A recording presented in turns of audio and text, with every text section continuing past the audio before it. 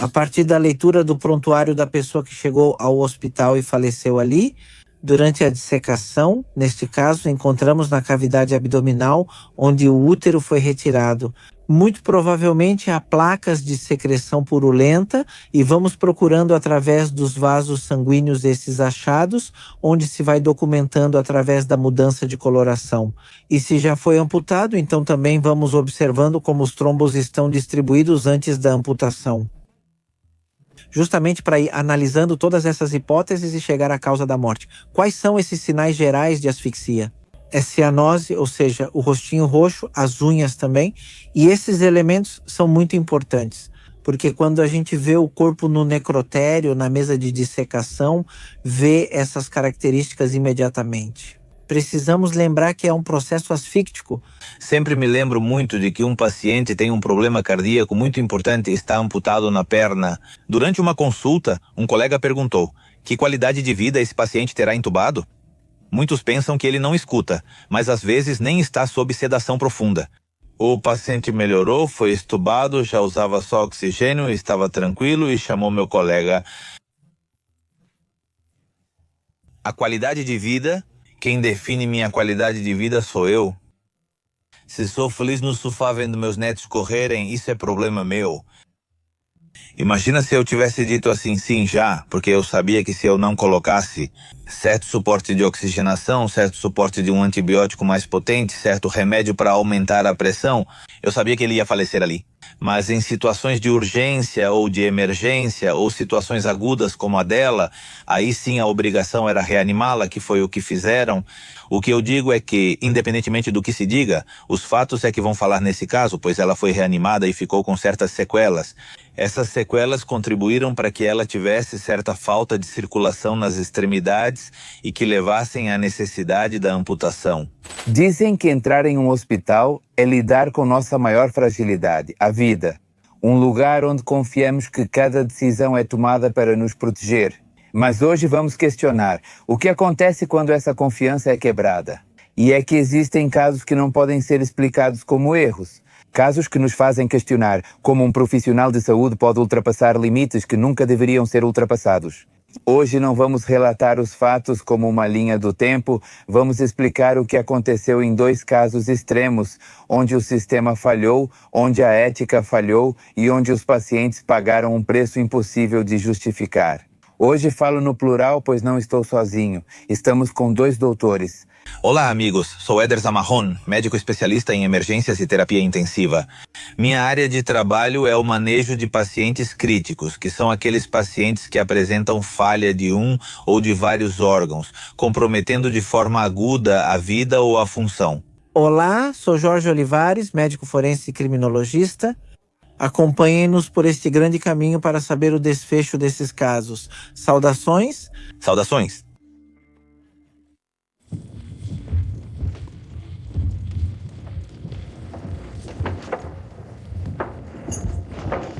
Em várias unidades pediátricas, onde trabalhava a enfermeira Janine Jones, bebês completamente estáveis apresentavam colapso sem explicação. Ao falar de bebês, você já sabe que o caso é sombrio. Sempre era no turno dela, sempre acontecia alguma coisa e com o tempo foi detectado um padrão.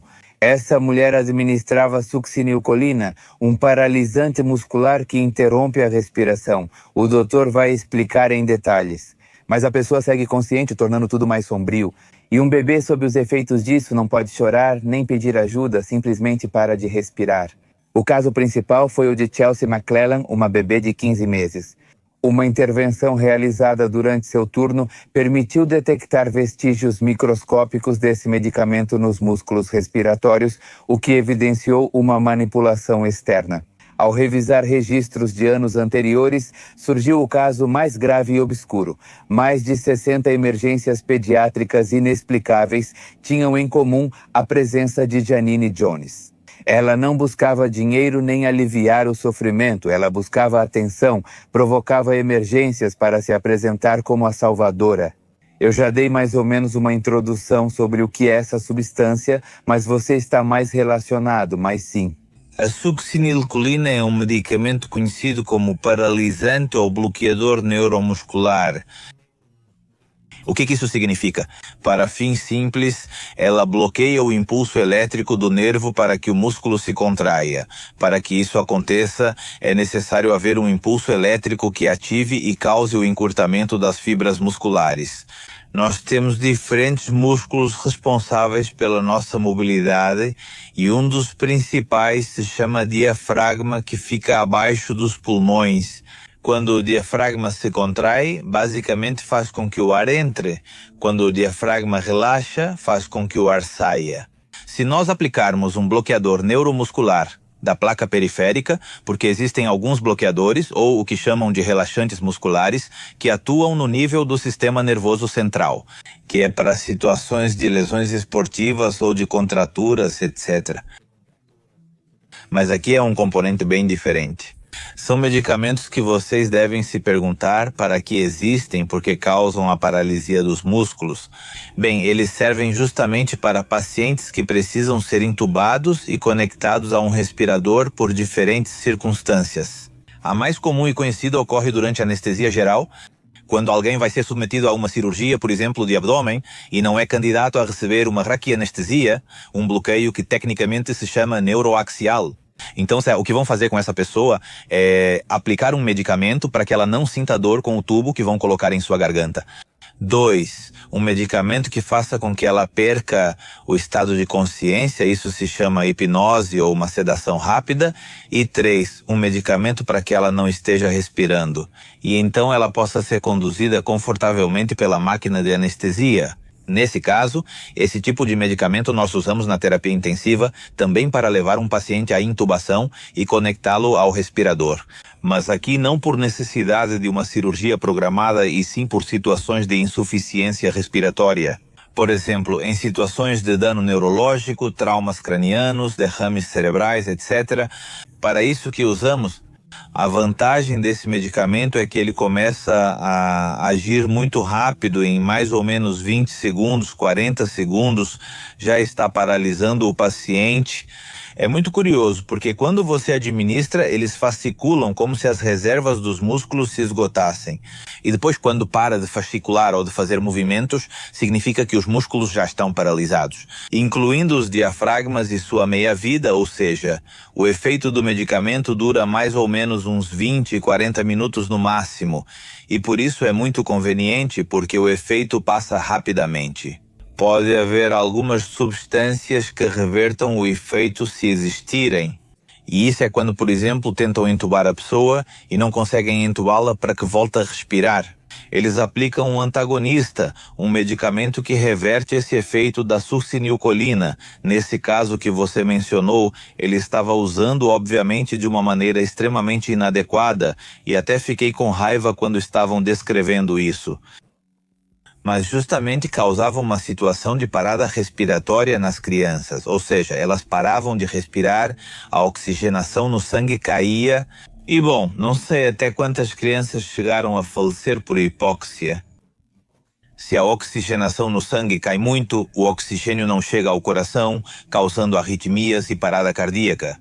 Algo parecido ao que aconteceu com Michael Jackson, só que com outros medicamentos. O bebê chora, sofre, mas não consegue se mexer.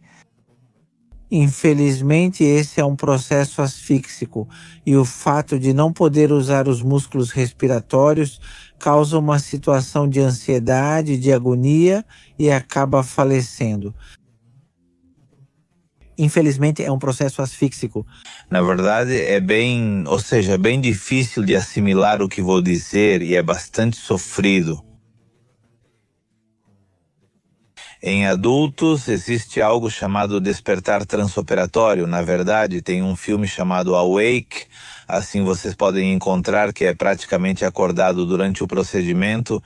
Um caso real que aconteceu com uma pessoa que estava sob efeito de um relaxante, ou mais tecnicamente correto, bloqueador ou paralisante neuromuscular, que são justamente essas substâncias das quais estamos falando, succinilcolina, mas ele não tinha o efeito do sedativo do medicamento, que faz com que a pessoa perca a consciência, ou hipnose, que é um termo que vou usar como algo semelhante, ou seja, que esteja dormindo, que não pense, que perca o estado de alerta.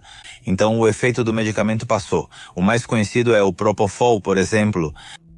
Mas o efeito do bloqueador neuromuscular não passou, então ele estava consciente, mas imóvel. Algo semelhante aconteceu com as crianças nesse caso, pois obviamente elas estavam percebendo todos os estímulos externos, mas sem conseguir fazer nenhum movimento. É algo trágico. A partir desse caso do filme Awake, surgiu um tipo de neuromonitoramento, transanestesia, ou em todos os pacientes que usam sedação. Colocam-se alguns eletrodos aqui na cabeça e garantem que a atividade cerebral esteja deprimida. Para evitar isso, imaginem alguém acordado, recebendo todos os estímulos, mas que não possa se mover. Algo assim aconteceu. Ei, e falando desse caso, eu sei que casos de crianças te causam uma certa emoção. É aí que você decide se vai estudar para a sua especialidade ou não. Para mim, como perito forense, vou falar como perito forense, acho que nenhum médico, estamos preparados para ver as abominações que são feitas contra meninos e meninas, principalmente contra as meninas. Existe um fator de risco maior do que nos meninos, porque as meninas, infelizmente, também são usadas na questão dos crimes sexuais. Acredito que tanto o Dr. Éder, em casos de maus tratos infantis, quanto eu, já enfrentamos situações críticas. Todos nós médicos nos ferimos. O fato é que às vezes, por causa da nossa cultura, por questões de crenças, ou até mesmo por egocentrismo, a gente não externaliza isso, mas sim nos machucamos internamente, mentalmente, no sentido de que todos esses casos deixam uma marca profunda em nós e que inclusive há colegas que já entraram em colapso. Eu conheci psiquiatras que durante audiências chegaram a colapsar e que até já pediram demissão. Isso aconteceu comigo há um mês, que há um ano, no dia 24 de dezembro de 2024. Eu peguei um caso terrível de uma menininha de 2 anos. Na audiência, isso foi só há um mês. Eu desabei, meu cérebro bloqueou tanto por coisas tão abomináveis que vi, que quando lembrei disso na audiência para depor porque havia um culpado, eu desabei. Tanto que até agora estou decidindo se abandono a medicina forense, que é literalmente minha esposa, é o que eu amo na vida. Ou continuo, mas se eu continuar vou precisar de muita ajuda psicológica e psiquiátrica, porque realmente considero que esse caso me deixou muito mal, me destruiu. Este é o caso do das mãozinhas? Não é outro pior, o outro é pior, o das mãozinhas. Me ajudou muito com o livro que escrevi, mas esse foi pior. Foi algo horrível que ainda me lembro da pequena e sim, tenho situações emocionais críticas. Que, por sinal, eu mesmo vou fazer o comercial agora, se você não sabe do que estou falando. Com aquele das mãozinhas, o doutor, você foi ao canal faz quanto tempo mesmo? 2 meses, sim, mais ou menos. E lá no canal Procura, foi há uns 2 meses. Tem a entrevista onde ele conta pra gente o caso das mãozinhas, que tem algo meio obscuro, muito lamentável e paranormal. Mas agora, focando no caso de hoje, como é que se detecta essa dose ou essa substância? O que você pergunta é muito interessante, porque aqui, imediatamente, quando a gente vê uma pessoa, tem algo que até mesmo os livros bem antigos de medicina forense mencionam, que hoje em dia já não se deve usar tanto, mas eram chamados de sinais gerais de asfixia. Quais são esses sinais gerais de asfixia?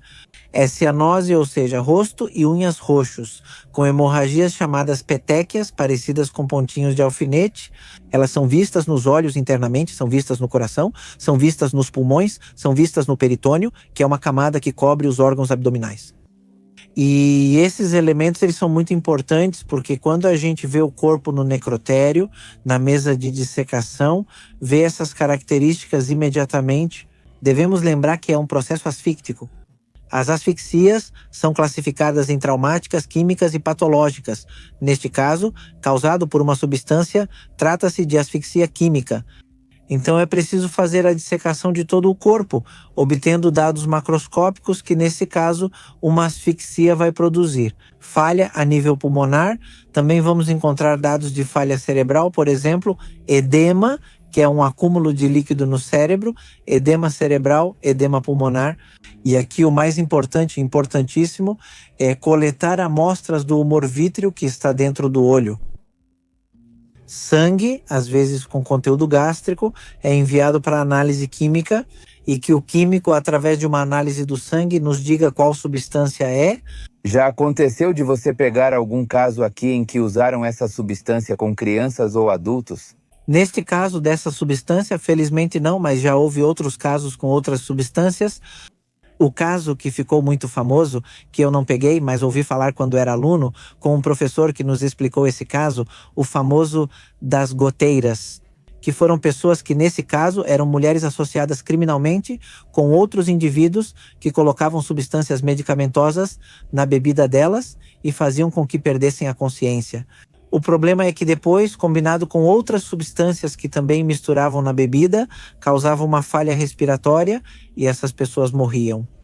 Inclusive, isso ficou muito conhecido porque por muito tempo várias pessoas acabavam em um hotel sem vida. Eram do sexo masculino e depois se descobriu, após uma investigação, que era esse grupo de criminosos. Na verdade, eu cheguei a entrevistar os pais de um rapaz que foi morto. Nas gotas que pegaram, era uma mãe e uma filha. Pegaram a mãe faz uns 2 meses e não sei se eram elas, diziam que eram gotinhas para os olhos. Sim, e aí tentavam seduzir eles, ou nesse caso, tentaram seduzir ele. Levaram ele para um motel, deram essas gotinhas escondidas para ele, exageraram na dose e acabaram tirando a vida do rapaz. Sim, esse método já existe há tempos. Um caso famoso foi o de La Parka e El Espectrito, lutadores minis que também perderam a vida. E aqui tem algo importante a dizer. Não é só essa substância, mas também outras substâncias, como o Dr. Éder mencionou há pouco. A meia-vida do medicamento é o tempo que leva. Muitas vezes o perito químico não consegue recuperar esse medicamento ou alguma substância porque o efeito vai desaparecendo. Então, cada vez fica mais difícil localizá-lo por meio de um método químico. E depois a sinergia dos medicamentos é o que potencializa o seu efeito. Ou seja, por exemplo, especificamente para citar o caso midiático de Michael Jackson, muitos acreditavam que ele havia falecido apenas por Propofol, que é um medicamento usado para induzir sedação profunda ou uma situação de anestesia geral. Não foi somente o Propofol, ele foi misturado com outras substâncias chamadas benzodiazepinas, que são um tipo de medicamento que também serve para causar sedação. Portanto, a mistura dessas substâncias potencializa os efeitos. Se servem para o mesmo, neste caso, reduzir o estado de alerta e causar sedação ou hipnose. É aí que pode acabar causando complicações graves e tudo o que causa sedação. Sim, reduz um pouco a mecânica respiratória, menos que a succinilcolina, mas pode causar respiração insuficiente. Por isso, às vezes, eu faço a diferença entre uma parada cardíaca e uma parada respiratória. Já fui muito criticado, inclusive por entender que não são profissionais da saúde, mas uma parada respiratória não significa necessariamente que a pessoa não respire nada, ou seja, uma parada respiratória talvez não haja uma expansão adequada, resultando em esforço respiratório ineficaz. Também pode ser o suficiente para que a oxigenação no sangue diminua, para que não elimine monóxido de carbono. 2. E então pode ter uma parada cardíaca, entende? Essa é a situação. Claro, toda parada respiratória, se não for atendida, vai evoluir para uma parada cardíaca. Ou seja, parada respiratória, se não for tratada adequadamente, evolui para uma parada cardíaca. Que é então muitas das situações de falecimento que descrevemos. E depois essas substâncias não são controladas ou são de fácil acesso em um hospital. Ou porque essa mulher, isso foi nos anos 80, não sei se hoje é diferente. Bem, no ambiente hospitalar, substâncias desse tipo estão, digamos, acessíveis porque são necessárias para salvar vidas, para fazer alguma intervenção, ou seja, não é que haja dificuldade para obtê-las. Bem, por exemplo, se eu quiser entubar um paciente e for uma emergência, imagina se eu tivesse que pegar uma receita. Essas receitas são chamadas de coletivas, ou seja, já se tem uma certa quantidade de unidades disponíveis, sabe-se em quanto tempo vão ser usadas e quando vão acabar. Essa receita é resolvida, mas estão disponíveis, muitos estão disponíveis. Claro, ele prescreve e retira do coletivo. Um chefe ou alguém que tenha uma licença especial, um anestesiologista, um intensivista também tem, sim, há um controle. Ou seja, muitas vezes o que fazem aí... Bom, vou te contar um caso assim brevemente, 2 minutinhos, diz o Dr. Olivares. Eu levo meia hora. Há casos, não quero especificar, de uma anestesiologista que passava, por exemplo, pelos cubículos da terapia intensiva e via as sedações nos frascos. E depois as sedações estavam preparadas em garrafas plásticas nos soros. Então dali puxava e injetava, entende? A disponibilidade... Sim, então não sei até que ponto ela... Talvez quando usavam esse medicamento, porque muitas vezes não se usa toda a ampola, o que sobra deve ser descartado. Não sei até que ponto ela ia, por exemplo, onde era usado, que é mais em anestesiologia, no centro cirúrgico, ela pegava as que sobravam. Sempre há um jeito para a maldade, às vezes até me criticaram. Doutor, não diga os medicamentos, quer dizer, quem vai fazer o mal de verdade vai procurar um jeito e não é fácil. Já perceberam? E o que aconteceu com essa mulher? Ela não apareceu em um podcast? Não, esse caso é, digamos, um caso encerrado. Ela teve algo chamado endocardite bacteriana por ficar fazendo punções nas veias. Na nossa pele temos bactérias, uma chamada Staphylococcus aureus ou Staphylococcus dourado, esse é o nome. Essa bactéria, ela migrou para o coração, para uma das válvulas, ali se formou uma vegetação. Ela teve que passar por uma cirurgia de coração aberto para trocar essa válvula.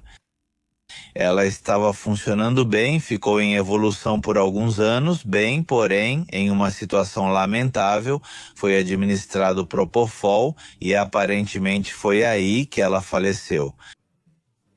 Algo que também gostaria de comentar agora, acrescentar um pouco ao que o Dr. Éder Este disse. Nós, como humanos, como espécie humana, temos o cérebro mais evoluído, 100 bilhões de neurônios. Para ser específico, a maldade existe em todos os seres humanos, o conhecimento, mais uma questão de maldade, existe o mercado negro, e aqui tem algo bem simples que a gente vê desde 1900, que é a lei da oferta e da procura. Enquanto por um lado existe o fármaco nos hospitais, mas também há um mercado negro. Então, as pessoas, como bem disse o Dr. Éder, quando já tem a intenção, a malícia de causar dano, vão procurar o mercado negro e sempre existe uma oferta e uma procura. Então, aqui simplesmente se junta um composto maligno, por assim dizer, assim, que é a maldade da pessoa que quer machucar o conhecimento, porque o conhecimento dá poder, mas é preciso ver se é para benefício ou para prejuízo da pessoa ou da comunidade. E o terceiro elemento é quem oferece. Juntando os três, é uma bomba. Eu diria que ao falar de conhecimento e criatividade, criativos servem para criar coisas às vezes. Quanta coisa acontece agora que só perceberemos depois. E como conseguiram passar tanto tempo fazendo isso? É isso mesmo, quero dizer, só para citar um exemplo bem básico do feminicídio de Tizapán, que ele já tinha até no porão a mesa para poder desmembrar e ia selecionando suas vítimas. E ele se camuflava como uma pessoa que ajudava, né, até mesmo do governo, para conseguir apoios e tudo isso. E todo mundo, as pessoas o respeitavam. Mas esse cara, com sua criatividade, conhecimento e maldade, já tinha um porão projetado para ir cometendo crimes de feminicídio. E outro assunto, não vamos tão longe, o tráfico de drogas. Como eles são tão criativos para conseguir transportar drogas? As famosas mulas que colocam cocaína em preservativos engolem. E depois, quando já passam pelos filtros de segurança do aeroporto, por exemplo, dão laxante para que saiam. Então, existe criatividade para fazer o mal, existe. E nesse caso, eu acho que nesse caso que estamos falando da enfermeira do Texas, vejam só como ela teve essa criatividade.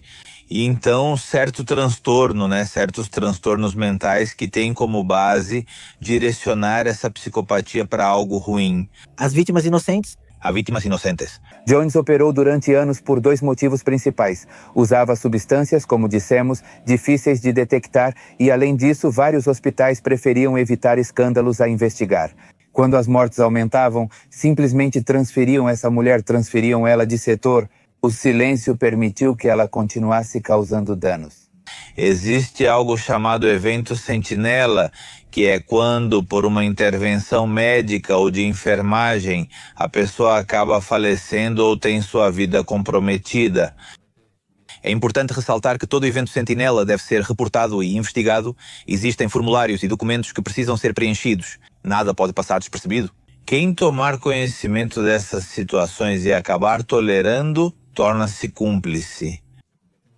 Temos que ser muito claros. Se vocês, como colegas profissionais de saúde, virem algo anormal, definitivamente é, e se ficarem sabendo, vocês têm a obrigação de relatar, porque caso contrário, estariam encobrindo. E como dizem por aí, tanto peca quem mata a vaca quanto quem segura a perna dela, ou algo assim. Olha, eu sou muito ruim para esse tipo de analogia, mas levem em consideração o que estou dizendo. Não devemos ser coniventes nesse aspecto. Imaginem, estamos lidando com vidas humanas. Isso é algo que eu acho que devemos levar em consideração. Mas é normal querer proteger o prestígio de um hospital, seja ele público ou privado. Não sei se isso é mais comum nos privados. Bem, aqui existem vários fatores. Um deles é a questão de, como colegas, como classe médica, que às vezes, e isso as pessoas muitas vezes não sabem. Por exemplo, como bem disse o Dr. Samarron, pode já existir um esgotamento no colega que já está cansado, já está em um ambiente muito hostil, no trabalho está desconcentrado, porque aqui tem algo muito importante que precisa ser esclarecido: o fato de um profissional de saúde estar em um ambiente hostil. O profissional de saúde precisa lidar muito com a questão do líder que vai ser colocado para ele, qual a indicação, contraindicação e doença dele. Então, se o médico não estiver em um bom ambiente, ele pode cometer erros. Então, às vezes, o próprio grupo pode, de forma, digamos, errada, acabar encobrindo isso, mas aqui o problema é que vai além. Por quê? Porque se o familiar vai e processa ou denuncia, qualquer uma das duas opções, vai ser aberto um prontuário clínico. Tudo está registrado e haverá delimitação de responsabilidade. E se houver, como bem disse o doutor, encobrimento, infelizmente vai ser chamada uma autoridade. Tanto quem encobriu tentando ajudar quanto o responsável, e os dois vão ser responsabilizados. Vou te contar um caso que nunca contei, não sei se vai acabar ficando gravado no final, mas quando eu estava trabalhando em um hospital particular, eu estava na área de emergências. Então uma jovem gêmea, lembro muito bem, de 17 anos, foi levada de outro hospital para esse hospital para ser atendida. Algo que é conhecido como CEPRE, que é um tipo de endoscopia para ver como estão as vias biliares, porque ela tinha pedrinhas na vesícula e ia fazer esse exame, só isso. Queriam descartar que ela não tivesse pedras nos ductos que vão da vesícula para o intestino, para então poder tirar a vesícula porque estava inflamada. Ela estava com pedras. Para não alongar a história, esse tipo de endoscopia, que é conhecida como CEPRE, envolve uma sedação. Então aplicaram o sedativo nela, ela ficou deprimida porque existe uma certa dosagem, mas existe um fenômeno chamado idiosincrasia, que é o seguinte: Pepe, por exemplo, com 50 de alguma coisa só vai te sedar levemente. Mas o Dr. Olivares, com 50 da mesma coisa, fica profundamente sedado. Então, às vezes, é preciso começar com certas doses. A menina teve uma reação idiosincrática, ou seja, ela entrou em parada respiratória, ficou completamente deprimida e o anestesiologista não teve habilidade para estabilizá-la corretamente, porque não estava em uma área com monitor, com todos os insumos necessários, e mesmo estando em um hospital particular eles sabiam disso, mas confiaram demais, foram fazer a endoscopia e fizeram lá mesmo. A menina teve uma parada respiratória seguida de parada cardíaca. Expliquei que isso ocorre e realizaram várias reanimações. E depois de uns 10, 15 minutos, ela voltou a ter pulso e a menina começou a ter convulsões. Após a parada, ela teve lesão cerebral. Por exemplo, nesse caso, dizem que não souberam quanto tempo, por exemplo, ela ficou em parada respiratória ou em parada cardíaca depois, quando perceberam. Sim, eu me explico. Então, por exemplo, lá no hospital, o que eles fazem é tentar evitar que isso se torne muito midiático, que não fique muito famoso. Esse caso, mais bem, são os segredos que todo mundo sabe nas redes sociais. Hoje em dia tudo se sabe, o que acontece é que a família entrou com um processo, foi feito um procedimento, a menina sim, depois ela progrediu, mas ficou com déficit cognitivo e motor importantes. E como ela ficou acamada por muito tempo, acabou tendo uma pneumonia, então ela teve pneumonia. Com o tempo, certas coisas mudam, e te digo, uma semana passou como anos. Nesse hospital, ela teve uma pneumonia nesses momentos e já estava de alta. Então, por protocolo, não podiam continuar atendendo ela no quarto do hospital. Tinham que levar ela para a emergência, então levaram ela para a emergência. Muito grave, à beira da morte. Então me disseram algo como: já chega, fique tranquilo, não faça tantas intervenções. Mas não é ético, não é ético. Mas não era melhor por estar tão danificada, né? Pelo que falávamos no capítulo. Ou seja, no final das contas, ela já estava recuperada da situação aguda. Claro, ela teria sua sequela, mas a reabilitação ao longo das semanas, meses e anos iria proporcionar a ela uma melhor qualidade de vida. Quem sou eu para avaliar a qualidade de vida dos pacientes? Na verdade, sempre me lembro muito de um paciente que tinha um problema cardíaco muito sério e era amputado da perna. Durante uma consulta, um colega questionou: que qualidade de vida esse paciente entubado terá? A gente acha que o paciente está entubado e não escuta, mas às vezes ele não está profundamente sedado. O paciente melhorou, foi estubado e depois ficou apenas com oxigênio. Estava tranquilo assim e chamou meu colega. Venha, ele ia embora. Minha qualidade de vida é determinada por mim mesmo.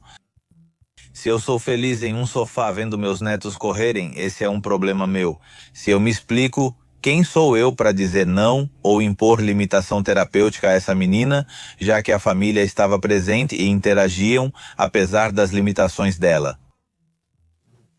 Então imagina se eu tivesse dito: sim já, porque eu sabia que se eu não colocasse certo suporte de oxigenação, certo suporte de um antibiótico mais potente, certo remédio para aumentar a pressão, eu sabia que ele ia falecer ali, mas aí eu teria me tornado cúmplice.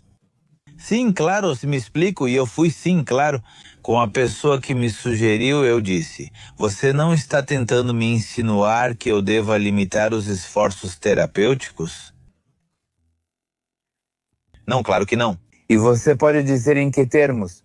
Essa menina ficou meses, anos nesse hospital, sim, em um quarto, ela morava lá. Porque por ordem do Estado, por ordem de um Ministério Público, era dada a indicação de que tinham que cumprir, até que a família considerasse recuperada, como eles queriam, por assim dizer. Então a família disse: não, eu não. Continua sem essa reabilitação. Lá davam alimentação para ela, lá ela ficou por anos. Eu mentiria para você? Sim, ela já teve alta, mas foram anos. É que aqui realmente é um debate enorme, porque aqui vem algo. Digo não, claro que não como médicos, mas se você perceber, a diferença de idade é bem marcada, porque essa é uma garotinha. É como eu volto a falar sobre o que aconteceu com a Covid, quando aconteceu a Covid, quando os pacientes mais jovens ficavam doentes, havia algo chamado triagem. Era dada prioridade para aqueles que tinham mais probabilidade de sobreviver do que para as pessoas que já não tinham tanta chance de sobrevivência. Por quê? Porque existem certos fatores, é como até mesmo nos transplantes, lá no transplante. É dado para as pessoas que têm maior probabilidade de aceitar esse órgão e que possuem certas características em comparação com aqueles que já não as têm.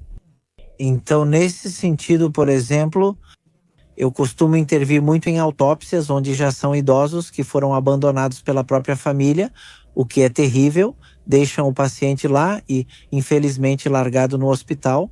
Eles não se movem e chegam com escaras onde dá para ver os ossos. Literalmente, há uma semana, numa autópsia, dava para ver todo o sacro, parte da articulação dos dois fêmures, porque as enfermeiras, tão gentis, tentavam ajudar, viravam ele, colocavam do lado direito, depois do lado esquerdo. Mas estamos falando de uma enfermeira para 20, 30 pacientes. Então elas iam lá e de qualquer jeito conseguiam virar ele. Mas no final acabou expondo os dois ossos do fêmur, o do sacro, terminou com pneumonia e o senhor infelizmente acabou sofrendo. E é aqui que não é a mesma situação, por isso eu dizia há pouco que cada paciente é único. Quero ser muito enfático ao dizer que a idade por si só não é uma situação que determina limitação terapêutica. Ou seja, eles têm os mesmos direitos, o contexto é o que determina. É o contexto que determina se você vai realizar intervenções talvez mais profundas ou, em determinado caso, impor limites. Vou te dar um exemplo. Ou seja, tem uma mulher, recentemente aconteceu de ver 28 anos de idade, que tinha câncer cérebro-uterino. O que é isso? É câncer no colo do útero da matriz. Existe a possibilidade de que, devido à predisposição pelo contato íntimo, haja um vírus precursor de neoplasias ou câncer, que é o papilomavírus humano. Se não forem tratados a tempo, detectando as displasias ou, digamos, as alterações iniciais precursoras de câncer com o Papa Nicolau e a colposcopia, certos casos podem progredir. E esse câncer, no fim das contas, foi invadindo, e ela era jovem, tinha 28 anos. Ela tinha metástase nos pulmões, metástase em todos os intestinos, metástase em pedaços, por assim dizer, do tumor primário para diferentes lugares no cérebro. Sim, entendeu? Então ela, por exemplo, 28 anos, e por ter 28 anos vamos nos esforçar, né? Limitação terapêutica e cuidados paliativos para morte digna. Caso contrário, aconteceu recentemente com a gente um senhor de 78 anos, funcional completamente, dor no peito. Foi feito um eletro nele. Se eleva uma parte do eletro, isso indica que uma artéria do coração está obstruída. Ah, não. Ele já tem mais de 80 na expectativa de vida, já está... fez cateterismo e foi para a unidade de terapia intensiva. Ele só deve ir lá, ele vai ficar os anos que, bem, a própria vida dele permitir. Não, quem somos nós para limitar os cuidados dele? A idade, do meu ponto de vista, não é um fator. Com o tempo, é provável que seus órgãos e sistemas se deteriorem mais. Sim. Há pouco você falava sobre o ambiente hostil que agora, bem, se tornou muito viral. Casos em que médicos sofrem bullying e cometem suicídio. Digo, isso não tem muito a ver com o caso, mas você me fez lembrar disso. Sim, o que acha de abordarmos primeiro do ponto de vista clínico e depois forense? Sim, veja que atualmente não é segredo que, devido a todos os fatores, justamente dessa nova realidade que vivemos, com a tecnologia, com os dispositivos, com a vida acelerada que levamos, com a hierarquia que existe nos hospitais, porque talvez muitos não saibam, mas é assim. Eu sempre comparo com um estilo militarizado. Digo, não estamos nesse nível, talvez de exigência, mas sim existe uma hierarquia na qual há residentes de primeiro ano, de segundo ano, de terceiro ano, de quarto ano. Depois vem os médicos assistentes ou de base, de tal forma que às vezes quem é R1, residente de primeiro ano, e passa para R2, acaba se achando, sobe um tijolo, ganha poder e começa a tratar mal os colegas. Então isso muitas vezes leva a que, quando você já tem predisposição a um transtorno mental, depressão, ansiedade, ou já tem isso, pode acabar descontrolando. Então é aí que podem surgir algumas ideias suicidas e a pessoa pode atentar contra a própria vida. Das especialidades mais frágeis. Não sou eu quem diz, está na literatura devido ao acesso deles às substâncias. Falo dos anestesiologistas. E já houve muitos casos em que, até certo ponto, pode sim ser considerado como suicídio. Em alguns casos pode até ser considerado como algo acidental. Talvez eles não quisessem se suicidar, só queriam descansar usando um medicamento, mas esse medicamento, como falamos há pouco, teve um efeito idiosincrático e a pessoa ela acabou parando de respirar. E todo o paro respiratório, lembrem-se, leva a uma parada cardíaca, e se não for reanimado, obviamente a pessoa vai falecer. Então eu acho que essa situação hierárquica, somada a toda a ansiedade que vivemos continuamente, eu sempre digo para vocês, ou seja, não é normal que atualmente nos desloquemos em veículos que atingem velocidades que facilmente podem acabar com a vida de um ocupante, de uma pessoa atropelada, de uma pessoa que colida com outra. Então tudo isso nos causa muita ansiedade atualmente. Se estivermos em um ambiente onde não nos alimentamos bem, não fazemos exercícios e ainda dormimos tarde, acabamos criando a situação perfeita para ter uma saúde mental inadequada e acabar tirando a própria vida. Às vezes as horas em que trabalham são maratonas. Sim, eu gosto muito do que o doutor comenta aqui, porque os médicos e até todo o sistema de saúde, os trabalhadores da saúde, algo que nos caracteriza, e essa frase quase me matou ao lê-la, é que diz: você estudou tantos anos para salvar vidas ao preço de descuidar da sua própria vida ou da sua saúde. Então, se a isso somarmos, como diz o doutor, a questão dos colegas, mas já em um ambiente de trabalho, por exemplo, o médico que precisa atender muitos pacientes e cujo superior diz constantemente: O outro doutor não veio, então vou te passar mais 3 pacientes para anotar.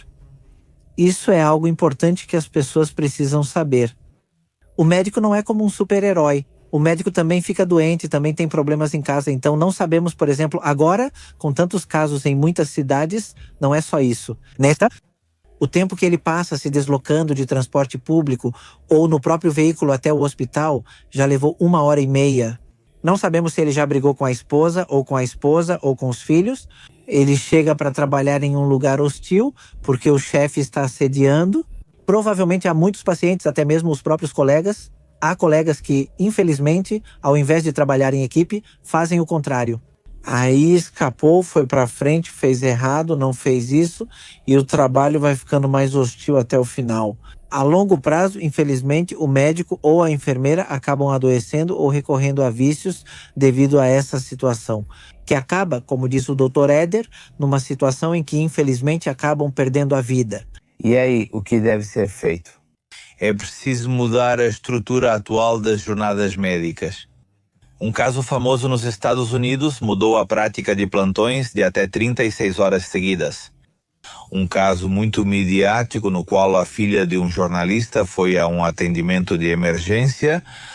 Lá existem outros tipos de nomes, mas é basicamente a mesma coisa. R sênior, R júnior, também são hierarquias, e por causa da prescrição inadequada de um medicamento.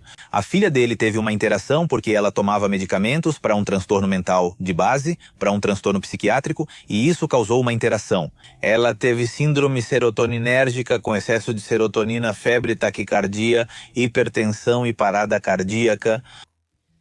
Essa jovem morreu. E o pai dela, apesar de que talvez muitos dissessem que ele foi processar o médico ou o hospital, ele percebeu que estava muito cansado. O médico não fez isso por maldade, não teve má intenção, ele queria salvar, queria melhorar a situação dela, queria fazê-la se sentir melhor. E, infelizmente, por causa do cansaço dele, ele prescreveu errado. Ele criou uma lei, e graças a ela. Nos anos 80, nos Estados Unidos da América, mudaram as guardas de 36 horas para turnos. Não é assim lá nos Estados Unidos, nos anos 80 e tantos. Imagina, estamos em 2025 no México e ainda continuam existindo plantões de até 36 horas. São desumanas. Imagina você pilotando uma nave, um helicóptero, você não dormiu nenhum segundo, pode ser no seu carro, você cochila por 1 segundo e é assim que acontece. Não estão apenas colocando em risco a saúde física e mental do residente ou do médico em formação, mas também dos pacientes que estão sendo atendidos. Dizem para ele, é porque são frágeis? Ou seja, eu tenho 40 anos, já tenho alguns anos atendendo pacientes, já me considero um dos velhos, já sou o velho entre os jovens e ainda sou como o jovem entre os velhos. E eu não sou a favor desse tipo. Eu sei que muitos médicos vão continuar. Essa hierarquia faz com que eles se fortaleçam mais, não é assim? Eles não aprendem. Quem acredita que medo e depressão ajudam no aprendizado está enganado. Nem conhecem neurofisiologia. Para aprender é preciso um ambiente controlado, permitindo que o impulso alcance o córtex. Não, eles chegam às amígdalas assim como você. Tudo o que quer é um mecanismo de sobrevivência, algo primitivo. Ei, tirar a coisa e não aprendeu? Então? Eu digo para vocês, não é que eles tenham saído bem formados graças a esse tipo de pressão. Eles saíram bem formados, são bons médicos, especialistas, apesar desse tipo de pressão. Vá para países de primeiro mundo, para países onde você tem outra e até mesmo menos carga de pacientes. Eles têm horários de 8 horas, de 12 horas e são excelentes profissionais. Saúde, qual o tempo ideal para um médico trabalhar e se manter são? Eu considero que aqui tem algo muito importante. Antes se acreditava que quanto mais pacientes se atendia, nesse caso, tanto vivos quanto falecidos, talvez isso fosse muito bom. Porque mais sim, mas como bem diz o doutor, quanto mais nos sobrecarregamos, menos vamos aprendendo. Já fazemos isso de forma automatizada, então o fato de fazer de forma automatizada não garante que se tenha um bom aprendizado, um bom trabalho e um bom resultado. Então provavelmente o ideal seriam jornadas de 8 horas, aqui para oferecer a qualidade que o paciente merece, no mínimo uns 30, 40 minutos para atender o paciente. Infelizmente vemos isso atualmente nesses institutos ou hospitais onde está o médico, bem detalhado no prontuário, porque o prontuário agora também pode ser prejudicial se chegar a um julgamento, se for feito errado. Ele não vê o paciente e só anota o que prejudica tanto o atendimento quanto a qualidade de vida do médico. E algo sobre essa frase que eu gostaria de mencionar: não há nada mais triste do que uma pessoa que vai trabalhar e já não vai com vontade de trabalhar. Ou seja, essa pessoa que em algum momento tinha tanta paixão por ir ao trabalho, onde estava muito bem, e agora já não vai com essa paixão, já secou. Agora é só seguir para sobreviver. E que não deixa esse emprego ou esse trabalho porque tem pessoas dependendo dele, esse é o exemplo, família. Mas é triste ir a um lugar onde já não traz mais alegria, nem prazer, nem felicidade, mas sim o contrário, traz hostilidade, angústia e desgosto. No fim, isso enfraquece o sistema imunológico de quem trabalha assim, fazendo a pessoa adoecer.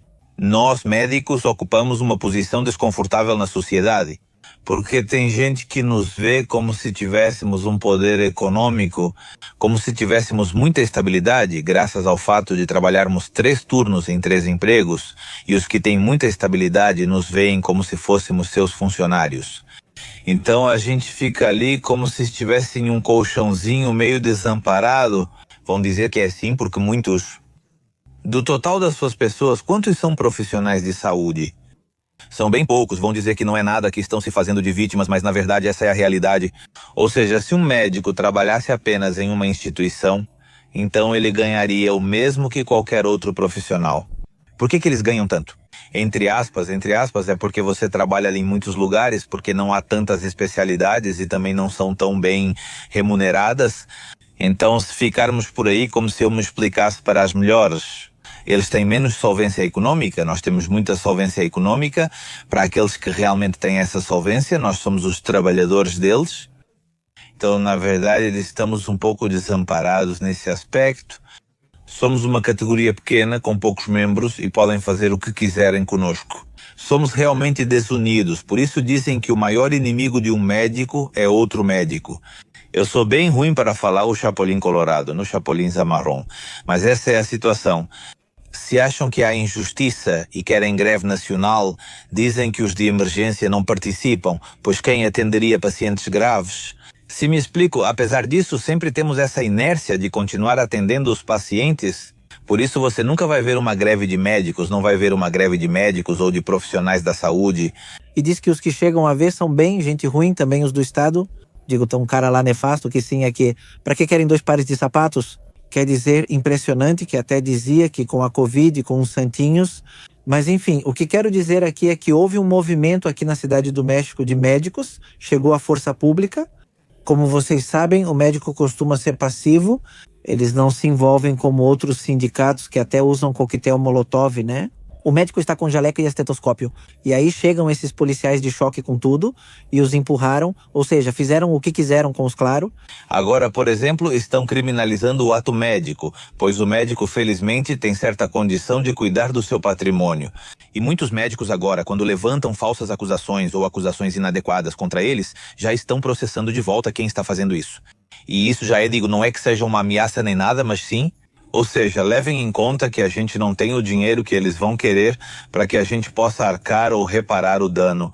E 2, muitos já estão atentos, adquirindo assinaturas de advogados que estão defendendo, porque no final das contas, como eu disse há pouco, né, ou seja, não estamos no médico, geralmente não se levanta pensando aí, vamos ver a quem eu vou prejudicar agora, né? Você realmente quer que o paciente fique bem? Ou seja, se você não é esse médico, então você é um médico, você é um criminoso que tem um jaleco, que bom que pelo menos isso. O jaleco já não se usa, né? Um fômite que carrega a bactéria, por isso quase não se usa mais jaleco nos hospitais. Voltando ao assunto, Janine Jones foi sentenciada a décadas de prisão, mas a quantidade real de vítimas pode ser muito maior. O caso dela evidenciou como um sistema pode falhar quando prioriza evitar escândalos em vez de proteger vidas. Setembro de 2018, eu vim para trocar o método anticoncepcional, aí me disseram que ele tinha se deslocado, que precisavam fazer uma curetagem em mim. Vanessa, mãe de família, buscou o Instituto Mexicano do Seguro Social para um procedimento simples com seu dispositivo intrauterino. Ela saiu de lá com uma curetagem que ela descreve como mal feita, sem protocolos claros e com sinais iniciais de infecção que não foram atendidos. A partir desse ponto, o que a afetou não foi só o procedimento, foi a cadeia de omissões que vieram depois. A ginecologia a encaminhou ao clínico geral, que não solicitou exames, não avaliou totalmente e atribuiu seus sintomas à gastroenterocolite. Enquanto isso, a infecção avançava de forma encapsulada dentro do corpo dela. Essa garota foi encaminhada por vários setores por dias, sem diagnóstico. Só depois chegou ao pronto-socorro. A infecção já era sistêmica, já estava avançada demais. O corpo dela entrou em 3 paradas cardíacas, na verdade. Em uma delas, ela ficou cerca de 10 minutos sem circulação adequada. Essa falta de irrigação provocou necrose, dano irreversível e a necessidade de amputações. E o mais impressionante é que ela sobreviveu porque insistiram em reanimá-la, mesmo quando alguns duvidavam por causa do gasto com insumos, como se os insumos fossem mais importantes do que a vida. Vanessa perdeu órgãos, sofreu amputações e vive com sequelas permanentes, tanto físicas quanto emocionais. Mas ela continua lutando, trabalhando e dando visibilidade ao que aconteceu, demonstrando uma força admirável. Esse caso não fala ou quem sabe? Talvez se fala de malícia, de falta de escuta, de falta de protocolos, de um sistema que muitas vezes minimiza falhas críticas. Dr. Éder, você trabalha no Seguro Social? Eu sou trabalhador do Instituto Mejia do Seguro Social, sou médico contratado em uma das unidades de terapia intensiva. Não tenho nenhum problema em dizer isso, não tenho nenhum problema em falar diretamente sobre os casos que me perguntarem. Desde a minha opinião dura neste caso, talvez muitos não vão gostar da minha opinião, talvez alguns possam compartilhar porque é para o público em geral, mas esse caso nos mostra uma progressão deletéria. Pode ser que tenham ocorrido certas omissões. Não posso afirmar nada, porque só quem está no caso e leu o processo ou quem o analisou.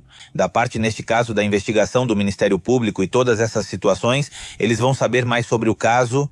O que é uma realidade é que, possivelmente, ele tinha um dispositivo intrauterino, talvez de alguma forma difícil de ser retirado, talvez já estivesse lá há muito tempo. Poderia inclusive estar encravado na parede do útero e precisaram retirá-lo com algum instrumento. Não necessariamente fazer uma curetagem. Uma curetagem é retirar a parte interna do útero que o envolve. Aliás, ela perdeu o útero? Sim, é isso, é para lá que eu vou. Ou seja, a progressão é a seguinte. Possivelmente, essa é uma hipótese, repito, talvez ela tivesse o dispositivo intrauterino encravado, por isso teve a necessidade de retirá-lo de forma instrumental. Não existe um médico que diga, hoje estou com vontade de fazer um procedimento instrumental para retirar um dispositivo intrauterino. O dispositivo intrauterino é retirado de forma muito simples quando vence seu tempo. E não demoram, pois alguns duram só 4 ou 5 anos. Mesmo dentro do prazo, alguns podem se incorporar. Após isso, outros também podem. Não acontece absolutamente nada, não existe nada exato. Depois, na medicina, isso foi dado.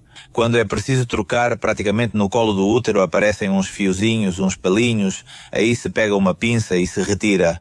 Quando não é possível, então é preciso fazer algum procedimento mais avançado, por isso às vezes chamam de curetagem. No entanto, todo o procedimento intrauterino dentro do útero que utiliza instrumentos tem risco de machucar ou perfurar a parede do próprio útero. Ao perfurá-lo, obviamente você deixa esse tecido vulnerável para que comecem processos infecciosos. O mais provável é que ela tenha tido o que se chama piometra, que é uma infecção ou abscessos dentro do útero. Isso condicionou uma progressão da doença. Nós tivemos um caso algo semelhante de uma piometra. Elas se encapsulam e muitas vezes as infecções não se manifestam de forma aguda, apresentando sintomas insidiosos porque o corpo isola a infecção. Pode limitar um pouco as manifestações, mas no fim, cedo ou tarde, se você não drenar os abscessos, número 1, e 2, não administrar antibióticos, vai ser progressivo e formar algo que se chama sepse. A sepse é uma infecção grave, mas que pode progredir para o que se chama choque séptico, que é quando já não está apenas a infecção grave em tal tecido, em tal órgão, neste caso, por exemplo, nos genitais. Aí está, né? Agora como voltamos ao mesmo, para todo o sangue, o fluxo, a corrente sanguínea, digamos, leva ou transporta substâncias pró-inflamatórias. As bactérias liberam substâncias e para controlá-las, nosso corpo também libera substâncias pró-inflamatórias. E começa a baixar a pressão da paciente ou da pessoa, nesse caso. E o sangue fica tão ácido que o coração não bate corretamente, podendo causar arritmias e até parada cardíaca.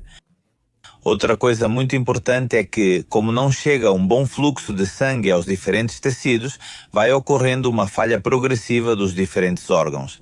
Por isso, ocorre parada cardíaca pelo sangue ácido comum no choque, quando a pressão cai muito por várias causas. E no final das contas, o coração, depois que ocorre uma parada cardíaca, acaba ficando com uma alteração na contratilidade, porque por um tempo ele não teve circulação sanguínea para ele mesmo. O coração se alimenta do próprio sangue. Se ele não se contrai direito e não bombeia sangue para o corpo, também deixa de bombear para si mesmo? Por isso, é necessário fazer as compressões, administrar medicamentos para que ele volte a bater e assim tentar restabelecer a circulação. E por último, algo importante.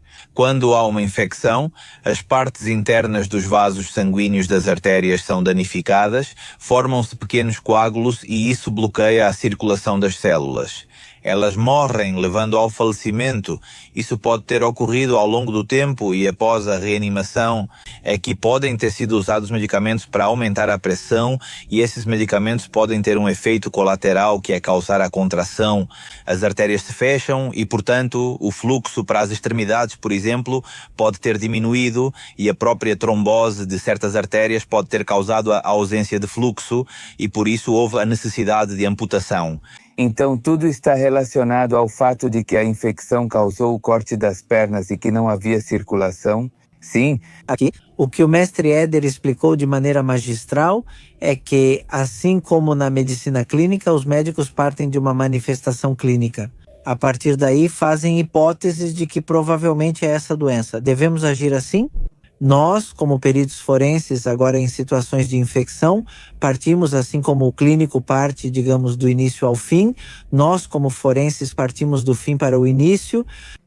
Por quê? Porque justamente através da leitura do prontuário com o qual chega a pessoa que foi ao hospital e que ali faleceu. Ao fazermos a dissecação, encontramos neste caso, por exemplo, se for na cavidade abdominal, onde foi retirado o útero, muito provavelmente há camadas de secreção purulenta proveniente dos abscessos. É exatamente nesse ponto que identificamos esse tipo de secreção.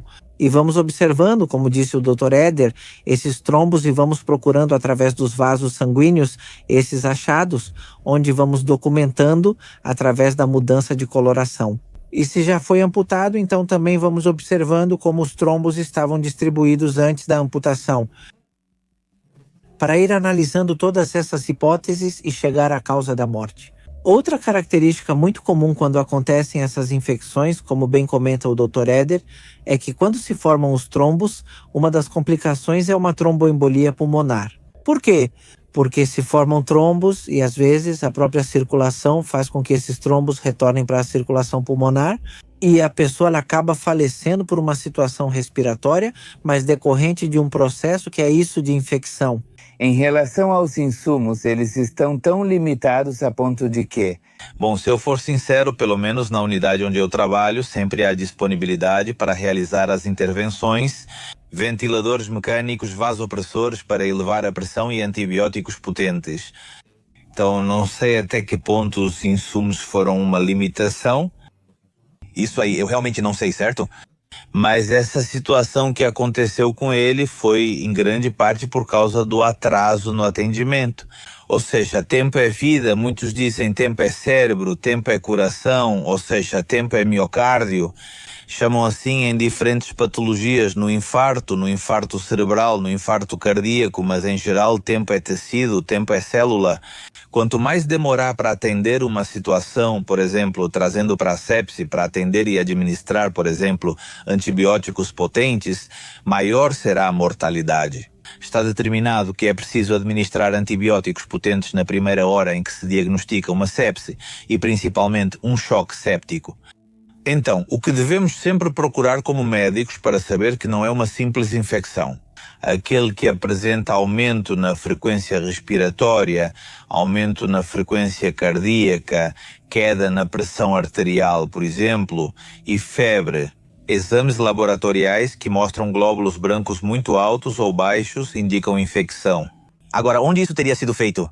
Desde o primeiro médico que talvez avaliou, já iria suspeitar diante do antecedente de uma intervenção intrauterina que algo estava acontecendo ali. Tanto uma curetagem, por exemplo, para um aborto ou qualquer procedimento intrauterino, ou a colocação recente de um dispositivo intrauterino, todos esses procedimentos nessas cavidades e depois algum desconforto próximo devem levantar a suspeita de que há um processo infeccioso ali, por isso aí dizem omissão, má prática. Acredito que tudo isso pode acontecer mesmo sem intenção, mas no final das contas todos que participaram desse caso vão ser julgados. Desde o primeiro nível, segundo nível até o terceiro nível. E sim, quando acontece alguma situação assim, eles nos chamam para depor. E por que de um ginecologista para um médico de família? O médico de família associa isso a algo gastro? O que o gastro tem a ver com isso que aconteceu com ela aqui? Infelizmente, às vezes, o sistema de saúde, no caso do México em particular, está tão saturado, o médico que muitas vezes já atendeu o paciente quer encaminhá-lo para outra instituição ou até mesmo para outro profissional. Segundo nível, se estão no terceiro ou segundo, vão para o primeiro. Aqui, ao atendê-la e ver que não havia mais risco, ele a encaminha para outro médico. O médico de família ou o médico do primeiro nível, às vezes, infelizmente, às vezes fazem diagnósticos sem seguir alguns artigos ou algumas diretrizes onde já são indicados certos exames. Sempre se diz aos estudantes em formação, se você não sabe, encaminhe para outra pessoa. Porque não é ficar com o paciente e dizer é que eu não sei, é uma vida, então é encaminhar para outra pessoa. Em primeiro lugar, vou parecer egoísta, mas antes de tudo, como médico, eu evito um problema legal no sentido de que a situação complique para mim. E isso é o mais importante. E número 2, digo isso para os profissionais de saúde, mas o número 2, que aí sim já seria importantíssimo para toda a família. Para o paciente, o mais importante é a sua vida. Então, se eu não sei o que ele tem, aí sim encaminhar. Por quê? Porque o que estamos afetando é a vida de uma pessoa. O aspecto legal pode limitar suas ações. Veja que atualmente está se fazendo muita medicina defensiva. Ou seja, às vezes você pensa, bom, vou fazer essa intervenção, mas eu não tenho. Às vezes acontece que você não tem o insumo ideal e tem que trabalhar com um insumo similar. Isso sim pode acontecer. Então você coloca isso na anotação, tipo, o paciente foi tratado com esse medicamento porque não tinha outro medicamento. Isso só no convênio ou também em particulares? Isso em qualquer situação, porque mesmo sendo hospitais particulares, eu trabalhei muitos anos em hospitais particulares, às vezes à noite faltava algum insumo. Não era falta de dinheiro, mas de disponibilidade no momento. Então você tinha que mandar buscar em uma farmácia especializada que naquele momento não estava aberta, etc. Então não, isso não acontece só no setor público, e o setor privado também não está isento disso. E eu teria que dizer que não é só no México, não é só no México. Muitos pensam que isso acontece só no México, mas ocorre no mundo todo. A medicina não é perfeita. E eu sei que isso causou um certo incômodo, um certo desconforto para muitos, o fato de eu dizer isso. Mas fazemos tudo o que está ao nosso alcance para poder atender da melhor forma possível. Agora, eu realmente quero dizer para vocês que, olhando em retrospectiva, é muito fácil falar isso, eu digo, quando olhamos para trás. Mas o médico de família às vezes está com 20, 30 pacientes, então chega e se a pessoa diz que não tem incômodos, ele segue em frente. Vamos ver. Ele examina e percebe que o intestino dela está um pouco... O intestino dela está dilatado, distendido e timpânico, e isso é percebido quando há ar. Então dizem, ela tem colite, está passando por um processo difícil, está nervosa ou estressada. Isso ocorre porque a origem embrionária é comum aos sistemas genital, urinário e parte do intestinal, podendo causar esse sintoma. Sabe de uma coisa? Dou um medicamento, mas não vejo melhora. Bem, a paciente também tem a responsabilidade, digo não só nesse caso, mas em geral, de procurar diretamente uma área de emergência. Por que os ginecologistas encaminharam para a unidade de medicina da família? Pois porque, assim como esse, há muitos casos em que vão, retiram o dispositivo intrauterino, dão alta e o acompanhamento fica com o médico da família. Você sabe quantas pessoas não passaram por isso? Milhares e milhares e milhares de pacientes não passaram por isso. E quantas passaram, pois com ela aconteceu. As responsabilidades precisam ser atribuídas, não estou dizendo que não, mas também olhem para o outro lado. Ou seja, não é necessariamente que todas as pacientes saiam por aí assim, tendo um dispositivo intrauterino encravado, uma histerectomia, ou que tenham retirado o útero por causa de um abscesso. Ou seja, não é algo comum para todas. Vejam o caso de Hiromi, a cantora da Academia Leis Acadêmica. Ela fazia todo o seu acompanhamento de forma particular. No San Angelin, tudo perfeito. Ou seja, Quando é para acontecer, acontece. não posso dizer que quando é para acontecer, acontece, pois sou médico e devo cumprir meu papel. Por exemplo, a Hiromi fazia tudo certo, pré-natal perfeito. Inclusive, algumas horas antes de todo o ocorrido, onde o bebê dela faleceu e ela também faleceu, ela tinha ido ao ginecologista e ele a examinou e estava tudo bem. Então, muitas coisas realmente são evoluções, não são complicações já descritas. Claro, às vezes o sistema de saúde faz com que não sejam tão rápidas ao atendimento. Por exemplo, nesse caso, vamos supor que esse caso tivesse sido melhor atendido no setor privado. Talvez ela voltasse ao mesmo ginecologista. Não sei se me expliquei. E o ginecologista teria dito: ah, sim, você apresenta sinais de uma infecção no útero. Vamos interná-la, dar antibióticos, e não passaria disso. Mas o sistema de saúde te obriga a passar por todo esse percurso. E muitas vezes não é culpa do profissional de saúde, do médico, ele tem responsabilidade, mas às vezes a culpa é do sistema. Falando do caso da Hiromi, eles fizeram isso no canal, no novo canal dela. No podcast Necrointensivo, sim. Na internet. De comercial. Obrigado, amigo. Convidamos vocês aqui com o Dr. Edgar Zamarron, principal intensivista do México. Bom, pelo menos para mim, mestre, ele tem 8. É que ele me diz isso porque quer que eu diga que ele é o melhor legista do México? Já te comprometeu, não? Para mim é isso que eu digo. Não. É que o doutor já tem mais de 8 livros publicados e um monte de artigos. E em terapia intensiva, então não é qualquer médico que consegue isso. Então, nós os convidamos justamente porque este é um canal com a intenção de tomar como exemplo midiático alguém famoso. Mas dizer para as pessoas que essa doença, assim como aconteceu com o famoso, também pode acontecer com você. E se acontecer com você, você pode prevenir.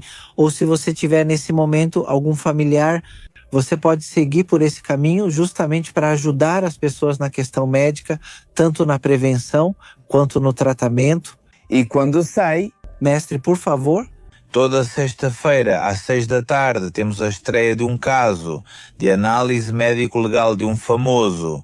Seja acidente, doença que levou ao falecimento ou caso midiático, este não é histórico, mas sim mais atual. Por exemplo, o falecimento de 2 gêmeas em Sinaloa que morreram afogadas. Também o caso da menina Hermosillo, Sonora, onde por causa de uma picada de escorpião e falta de antídoto, este é um caso interessante. Faleceu. Mas mesmo que tivessem o antídoto, o que precisamos nesse caso do veneno do escorpião, o antídoto que se chama favoterápico. Eles tiveram um atraso muito grande para chegar ao hospital, demoraram aproximadamente 2 horas. Então, nesse meio tempo também pode ter havido isso. Bem, na verdade, a situação piorou. Então, não sei se me expliquei. Essas análises nos levam a usar os computadores como pretexto para que as pessoas tenham mais prevenção, mais autocuidado e saibam que a saúde depende de nós.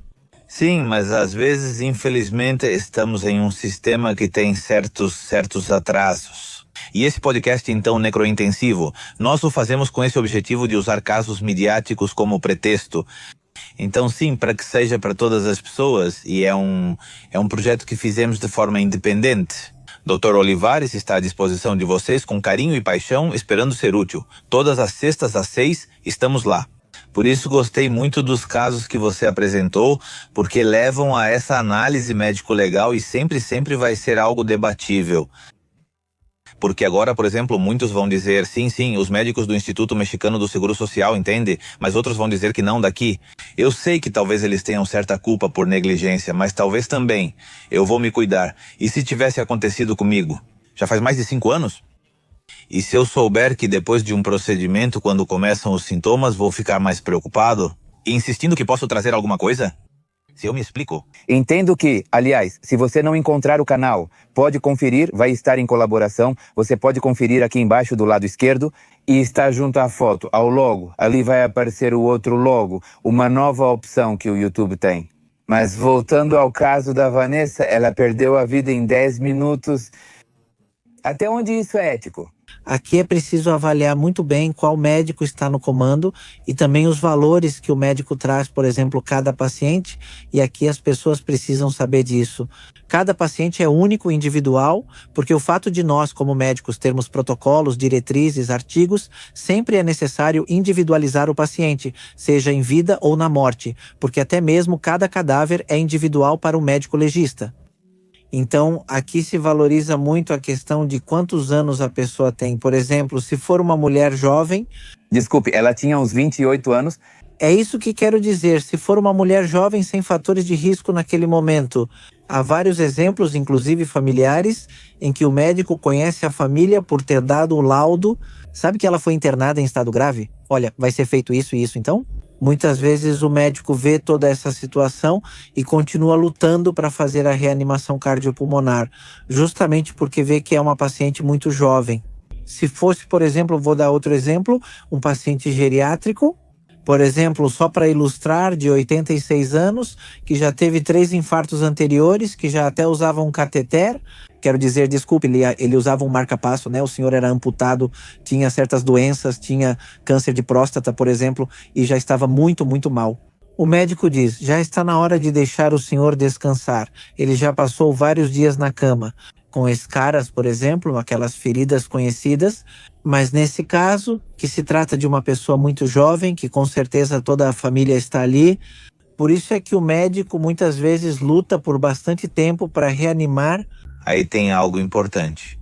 Não sei até que ponto sabemos a versão oficial, a versão nesse caso da vítima. Vou te contar a versão da vítima. Então vou fazer um comentário geral quando uma pessoa se encontra em parada cardíaca, que talvez seja ao que se refere quando diz que perdeu a vida durante 10 minutos se fizer reanimação cardiopulmonar por mais de 20 minutos. Sobretudo, e a causa que levou ao paro cardíaco já foi tratada, e mesmo assim a pessoa não sai do paro cardíaco. Se está descrito que pode haver muitas complicações neurológicas e também muito poucas chances de que volte a ter pulso. Por isso, muitos líderes de reanimação, quando se deparam com essa situação, já limitam os esforços terapêuticos. Ou seja, sabe de uma coisa? Percebo que são características bem específicas, não foi feito de qualquer jeito. Nesse caso, diziam a ele que ela ficaria em estado vegetativo, então questionavam por que reanimá-la. Mas não, isso não dá para saber. Ou seja, esse é um ponto que quero deixar muito claro. Ou seja, se já passaram mais de 20 minutos reanimando a pessoa número 1, vou ser mais técnico agora. Ritmos no monitor que não requerem choque são chamados de ritmos não desfibriláveis, conhecidos como assistolia. A ausência principalmente de batimento e já foi tratada a causa que levou à parada cardíaca. Existem diretrizes que dizem, sabe o quê? Essa paciente vai ficar com uma falha neurológica, vai ficar em estado vegetativo ou até mesmo em estado de estupor, de coma ou de morte cerebral. E as possibilidades disso? Se ela chegar a ter pulso para sobreviver, então por isso aí se limitam. Mas se já se passaram 10 minutos, por exemplo, aí esse conceito não se aplicaria. Então existe um termo que é conhecido como coração não reanimável. Essas são as pessoas que sofrem parada cardíaca. Mas a situação que levou a isso já não é reversível. Suponha o caso citado pelo Dr. Olivares, paciente com câncer de próstata, múltiplos infartos e 85 anos. A idade não é determinante, mas me refiro a vários fatores. Ele teve uma parada cardíaca, vocês vão reanimar?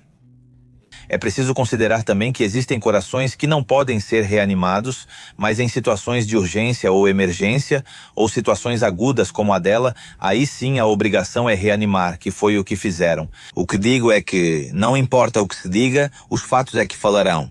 Nesse caso, ela foi reanimada e ficou com certas sequelas, não sei se necessariamente próprias da reanimação, mas que contribuíram para que ela tivesse certa falta de circulação nas extremidades e que isso levasse então à necessidade da amputação. Então, bom, esse é o termo técnico. Não consigo relacionar muito bem com o caso, porque essa é a versão, nesse caso, da vítima. Que, obviamente, aí eu não sei como foi a resolução do caso, mas essa é a questão, pelo menos do ponto de vista médico, para limitar os esforços de reanimação. A história de Vanessa expôs um problema profundo. Quando um sistema falha, muitas vezes tenta justificar ao invés de corrigir, e as consequências ficam marcadas no corpo e na vida do paciente. Então era uma confusão, me levavam para o centro cirúrgico, me tiravam do centro cirúrgico, faltavam materiais, me tiravam de novo, me colocavam de novo, eu ficava andando pelos corredores do hospital. No centro cirúrgico eles me amputaram. Quase no final de outubro, eu praticamente fiquei um mês. Você comentava que sua especialidade não está disponível no seguro.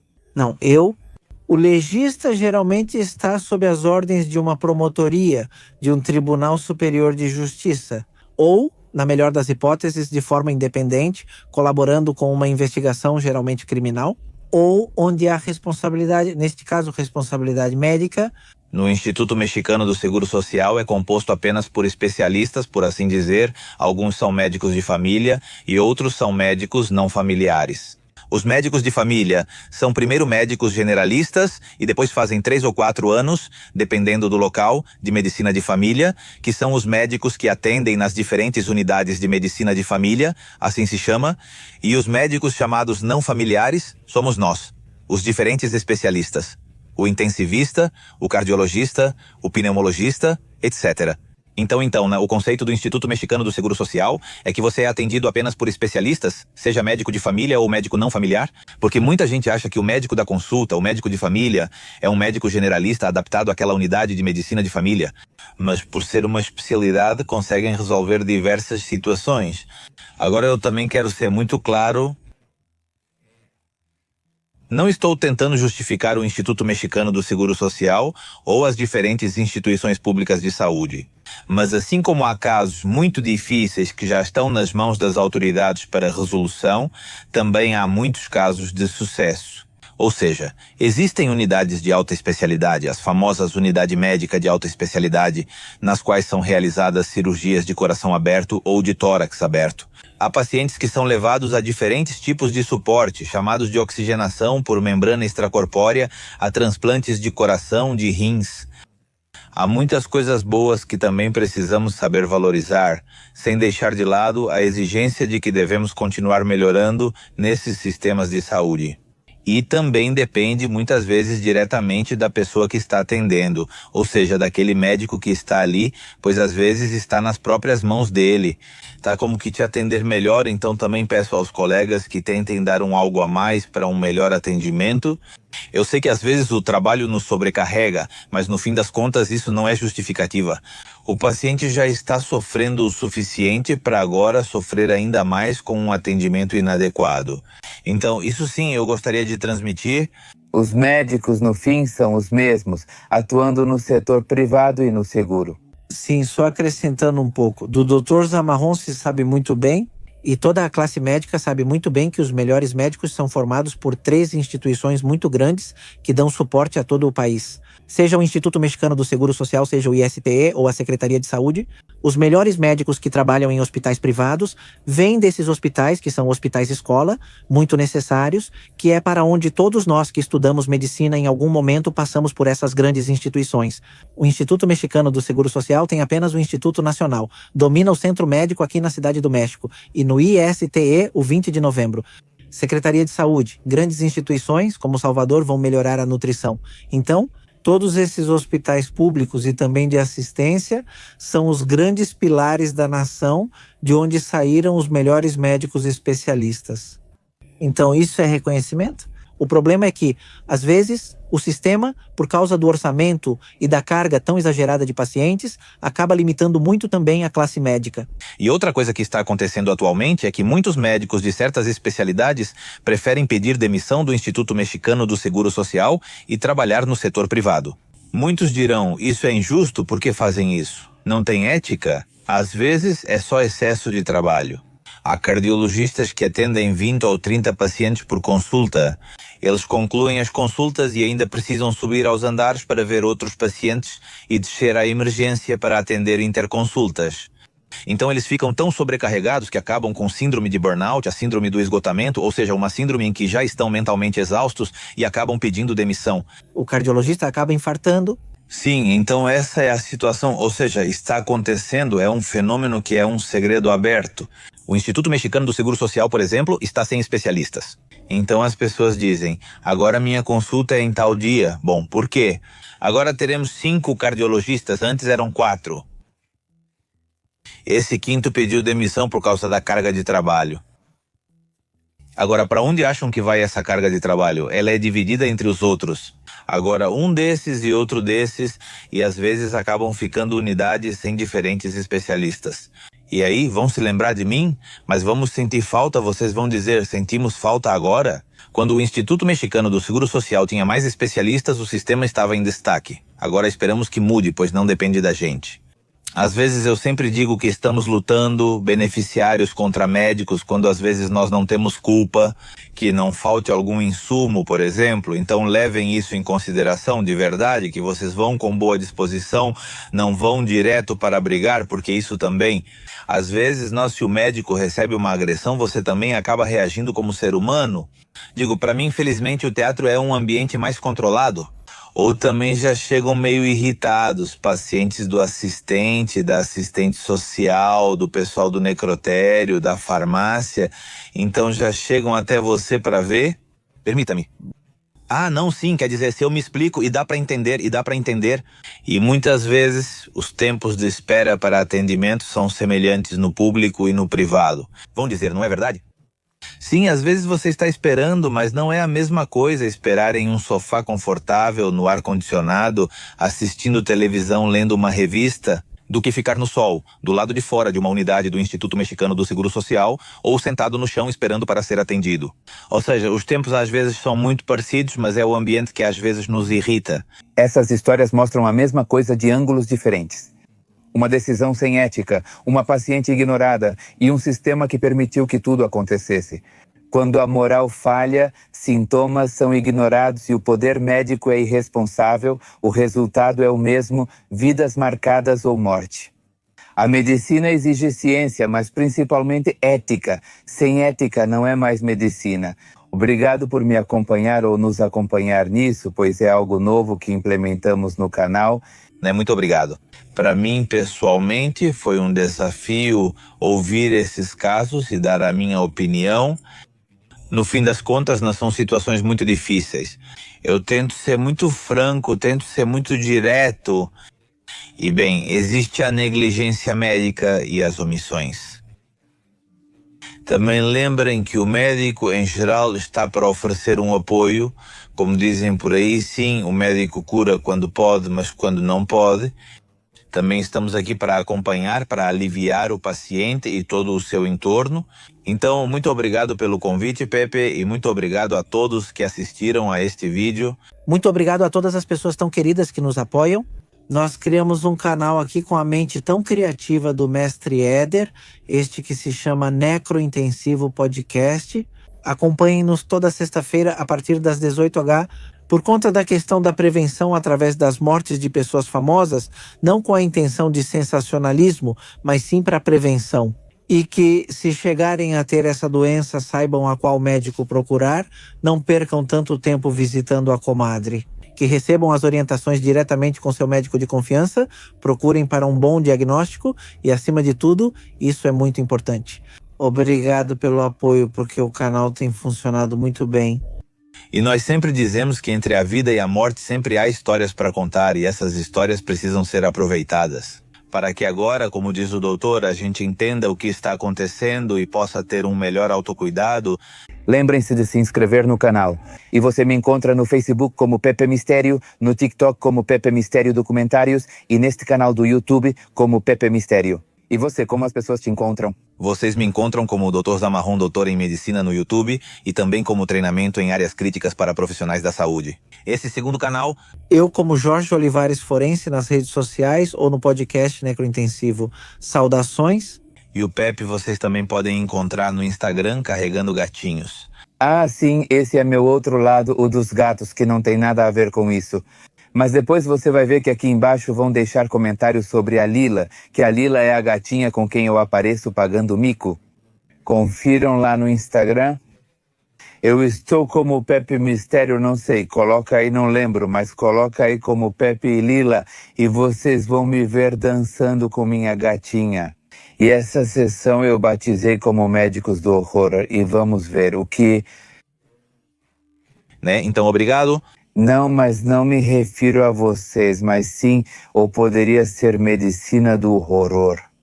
Não sei, mas digam aí, coloquem nos comentários. Que nos convide de novo para analisar mais casos e que possamos também trazer alguma contribuição, não é? Bom, talvez agora possa ser no canal dele. Obrigado, sim. Seria muito legal e seria uma segunda parte, talvez com um tema bacana, como você mencionou agora sobre os charlatães. Sim, sim. Sim, sim. A questão médica e forense também. Perfeito, estamos à disposição.